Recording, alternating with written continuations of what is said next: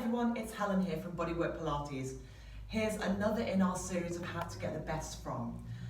Now if you've been to classes with me, you'll know that we do quite a lot of work from standing, we do a lot of functional work, and I'm very, very keen that we retain the strength to stand up easily, to be able to get up off the floor, to be able to get out of chairs, all unaided. So one of the ways we do that is by working these muscles at the side of the body, these outer glute muscles. So we're going to do that today with something called Tandem Stance. So it's a really simple exercise, and if you're very, very wobbly, then simply go near a wall so you can use fingertips against a wall. It's absolutely fine. You're going to take your feet directly in front of each other. So one foot is going to go directly in front of the other. Now, the feet don't have to touch, so they can be apart. You don't have to have heel to toe. So find a stance that works for you, but put the right foot directly in front of your left foot.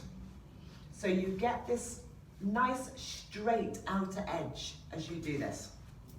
So your right foot directly in front of your left foot, so that when you look backwards, there's no heels peeping out. This is almost as if you've got your heels and your toes directly onto a tightrope. Okay. And then notice whether you've put all the weight into your back leg. So quite naturally, we then sit the weight into the back leg because we feel quite secure and firm there. So bring the weight a little bit more evenly between the two legs. So there's a little bit of weight into the front leg as well as the back leg. Bring those inner thighs together. Think about lifting up. That will naturally engage the muscles of the pelvic floor. You'll probably want to lean forward a little bit. So try to avoid leaning. You want to get that upright stance, which might feel that it gives you a little bit more of a back bend. So in that case, bring the pubic bone up as well. So from the side, we've taken one foot forward of the other. We've drawn the inner thighs in. We feel like we're spreading the weight, spreading the load as evenly as we can through the feet.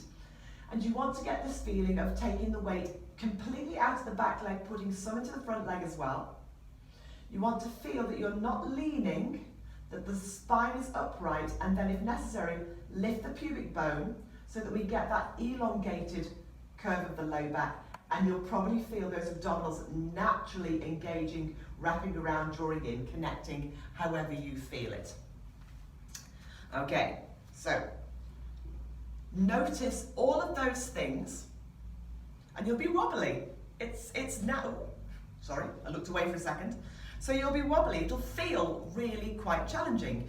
So notice that you'll want to put the weight backwards again, keep the weight into the center, keep lifting up at the front of the edge of the body so that the front edge of the body is long, those abdominals naturally draw in, draw the shoulders back and down, let the hands rest and retract the chin a little, and then bring the gaze upwards and outwards. Now that might be it. That might be as much as you manage right now. And again, maybe you need to have your fingers against a wall or just on the edge of the chair or the sofa. Do that. Really work on finding that absolute straight line, heel behind the toe, no turning the feet out or in, and finding that balance between the two. Those inner thighs will be working. You'll feel these glutes wrapping around and working. This is really working into the stability of the hips, which is going to hold your thighs firmly into hip sockets, give you good support, really strengthen around those hips. Massively important. Now let's assume that you're not wobbling. Let's assume that it's all lovely. Take the arms forward, drop the shoulders down. If your right leg is forward, you're going to move with your right arm. So keeping that balance through the center of the feet, working as if the arms are on a shelf, and as you breathe out, just draw your right elbow back, turn the head, look at the elbow, bring it forward again, and do it again. So the ribs will rotate gently, the left arm moves slightly forward, the hips will stay more or less square, and you'll wobble, that'll be fine. And again, just bringing it back, and then forward. Let's do that one more time.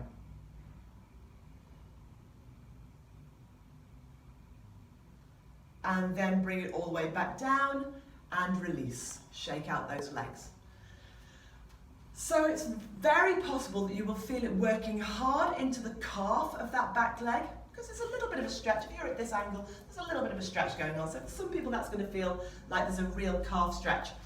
And some of you will feel that the outer glute of that back leg is really, really working very hard, and it is.